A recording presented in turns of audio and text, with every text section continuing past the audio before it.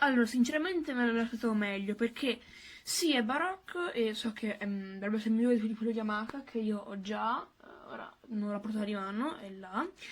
E allora, è arrivato un giorno in anticipo, che ho pagato 24 euro, ovviamente su Amazon, tanto dovrebbe essere verificato il mio acquisto, e ha un suono, non è granché, sentite?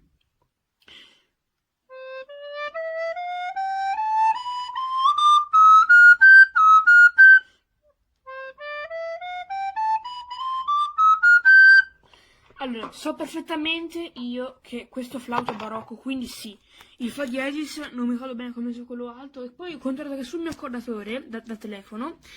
non lo trovo perfettamente, questa cosa non mi piace per nulla, quindi io sarei per renderlo indietro, poi non lo so.